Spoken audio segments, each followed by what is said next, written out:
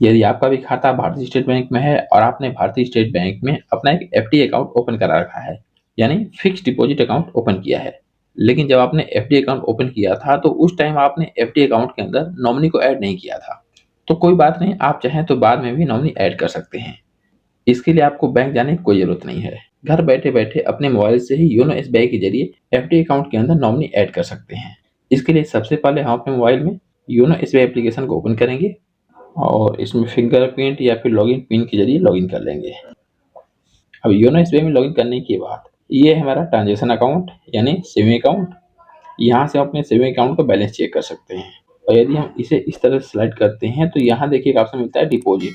तो हमने अपने एसबीआई अकाउंट में जितने भी पीपीएफ, एफडी, आरडी, जितने भी तरह के अकाउंट ओपन किए होंगे सभी अकाउंट का टोटल बैलेंस यहाँ पे देखने को मिल जाएगा। अब सभी अकाउंट को एक एक करके देखने के लिए यहाँ नीचे दिया है व्यू डिटेल्स, इस पे क्लिक करेंगे। ये है मेरा एक रेगुलर एफडी, नीचे दिया है एक और एफडी। पेज को और ऊपर खिसकाएंगे तो ये है एमओडी अकाउंट और सबसे नीचे दिया है पीपीएफ अकाउंट। ठीक है, तो अभी हम क्या करेंगे, किसी भी एक एफडी अकाउंट में नॉमिनी को ऐड करेंगे। जैसे कि ये जो पहला वाला एफडी अकाउंट है इसी में नॉमिनी ऐड करूंगा, तो इसके लिए हम इस एफडी के ऊपर इस तरह से क्लिक करेंगे तो यहाँ पर हमारे एफडी का पूरा डिटेल देखने को मिल जाएगा, जैसे कि current value, rate of interest, maturity amount, maturity date और FD account number, FD variant, principal amount, या नीचे में ब्रांच का डिटेल दिया है। और नॉमिनी डिटेल में देखिए यहाँ पे नॉमिनी ऐड नहीं है। तो अभी हमें क्या करना है कि अपने इस एफडी अकाउंट के अंदर नॉमिनी को ऐड करना है। नॉमिनी ऐड करने के लिए यहाँ देखिए एक ऑप्शन मिलता है ऐड नॉमिनी, इस पे क्लिक करेंगे। यहाँ दिया है सेलेक्ट अकाउंट, तो आप यहाँ से अकाउंट नंबर सेलेक्ट कर लीजिए। जिस भी एफडी अकाउंट में आपको नॉमिनी ऐड करना है उसे आपको यहाँ सेलेक्ट कर लेना है। मैं इस पहले वाले को ही सिलेक्ट कर लेता हूँ। ठीक है, उसके बाद मोड ऑफ ऑपरेशन सिंगल है। अब बात आती है कि नॉमिनी ऐड करने की जरूरत क्यों पड़ती है। मान लीजिए खुदा न खास्ता हमारे साथ कोई हादसा हो जाता है, तो ऐसे कंडीशन में यदि हमने एफडी अकाउंट के अंदर नॉमिनी ऐड नहीं किया होगा तो जो हमारी वाइफ या फिर बच्चे या फिर परिवार का कोई सदस्य उन पैसों को लेने के लिए बैंक में जाएगा, तो हमने जो एफडी किया था अपने परिवार के भविष्य के लिए, उन्हीं पैसों को लेने के लिए हमारे परिवार को काफी मशक्कत करना पड़ेगा, जल्दी पैसा नहीं मिलेगा। वहीं पर यदि हम नॉमिनी ऐड करके रखते हैं तो जिसको भी हम नॉमिनी बनाएंगे वो नॉमिनी बिल्कुल आसानी से उन पैसों को ले सकता है। तो चलिए ऐड नॉमिनी पे क्लिक करते हैं। अब यहाँ देखिए दिया है add nominee details, maximum 4 nominee हम इसमें ऐड कर सकते हैं। यहाँ पे नॉमिनी 1 और अभी सिलेक्ट है न्यू नॉमिनी पे।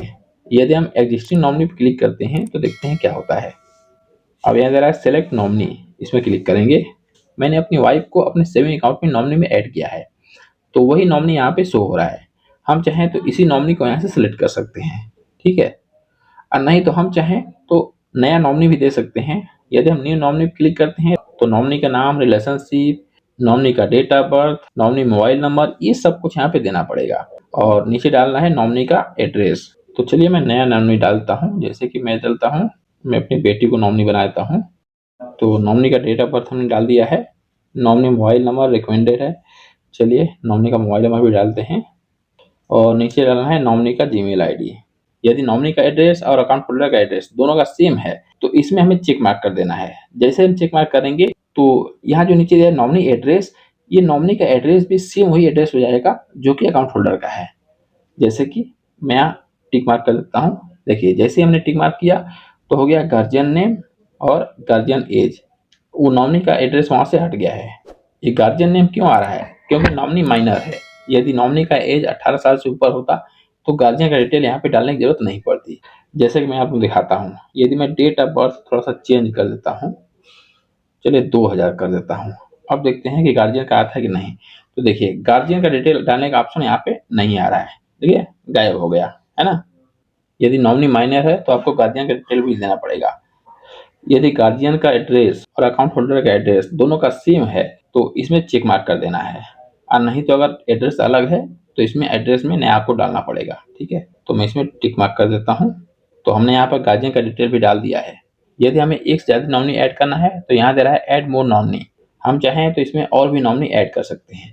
फिलहाल मुझे एक ही नॉमिनी ऐड करना है तो इसलिए मैं साइड वाले एरो पे क्लिक करता हूँ ऐसे। यदि हम एक से ज़्यादा नॉमिनी देंगे तो वहाँ पे हमें इस ऑप्शन को सेलेक्ट करना पड़ेगा नीचे वाले को, और यहाँ परसेंटेज में हम परसेंटेज डाल सकते हैं कि कौन सी नॉमिनी को हमें कितना परसेंट देना है। तो फिलहाल हमने एक ही नॉमिनी डाला है जिसमें कि 100% है और इसे हम एडिट भी नहीं कर सकते हैं। ठीक है, अब हम नीचे वाले एरो पे क्लिक कर देंगे ऐसे। अब थोड़ी देर इंतजार करेंगे तो यहाँ देखिए आ गया है रिव्यू नॉमिनी डिटेल्स। तो नॉमिनी का पूरा डिटेल यहाँ पे आ गया है, जैसे कि नॉमिनी का नाम, नॉमिनी का डेट ऑफ बर्थ, नॉमिनी का mobile number, Gmail ID, relationship, share 100% है, नॉमिनी का कम्युनिकेशन एड्रेस है, यहाँ नीचे दिया है कम्युनिकेशन एड्रेस। यदि मान लीजिए इसमें कुछ गलती है तो यहाँ ऊपर दिया है एडिट, एडिट पे क्लिक करके इसमें हम चाहें तो चेंज कर सकते हैं। ठीक है, तो पूरा डिटेल चेक करने के बाद प्रोसीड पे क्लिक करेंगे। यहाँ पे इसका टर्म्स एंड कंडीशन आ गया है, पेज को ऊपर खिसकाएंगे, यहाँ दिया है I have, understand and accept, इसके चौकोर बॉक्स में इस तरह से चेक मार्क कर देंगे। उसके बाद साइड वाले एरो पे क्लिक करेंगे। अब हमें यहाँ डालना है योनो एसबीआई एप्लीकेशन का एम पिन। यदि मान लीजिए आप एम पिन भूल चुके हैं तो यहाँ जो दिया है यूज ओटीपी इंस्टेंट, इस पर क्लिक करके आप चाहें तो ओटीपी के जरिए भी कंफर्मेशन ले सकते हैं। तो हमारे इस मोबाइल नंबर को ओटीपी जाएगा और वो ओटीपी देखिए ऑटोमेटिक फिल हो गया है, हमें केवल सबमिट पे क्लिक करना है। तो चलिए सबमिट पे क्लिक करते हैं। देखिए ओटीपी वेरीफाई हो चुका है और मुझे लग रहा है कि नॉमिनी भी ऐड हो गया होगा। हाँ देखिए हो गया, हाँ देखिए लिख दिया done, nominee has been successfully added for the account, और उसका मैसेज भी आ चुका है। नीचे दिया मैनेज नॉमिनी, इस पर क्लिक करेंगे तो हम पहुंच जाएंगे नॉमिनी वाले पेज पे। देख सकते हैं हम चाहें तो नॉमिनी की डिटेल में यहाँ से एडिट भी कर सकते हैं, लेकिन हमें नॉमिनी की डिटेल में एडिट नहीं करना है। हम एक काम करते हैं, बैक कर लेते हैं और पूरी तरह से यहाँ से बैक हो जाते हैं। ठीक है, एक काम करते हैं, डिपॉजिट में व्यू डिटेल पे क्लिक करते हैं। मैंने इस पहले वाले एफडी में नॉमिनी को ऐड किया था तो इस पे क्लिक करेंगे।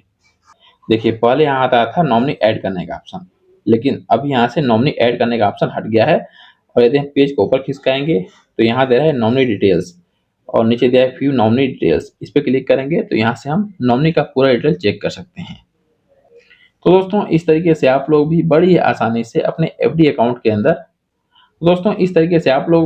एफडी अकाउंट के अंदर नॉमिनी ऐड कर सकते हैं। तो उम्मीद है ये वीडियो आप लोगों को पसंद आया होगा। अगर वीडियो पसंद आया तो वीडियो को लाइक कर दें, हमारे चैनल पर पहली बार आए तो चैनल सब्सक्राइब करके बेल आइकन जरूर प्रेस कर दें।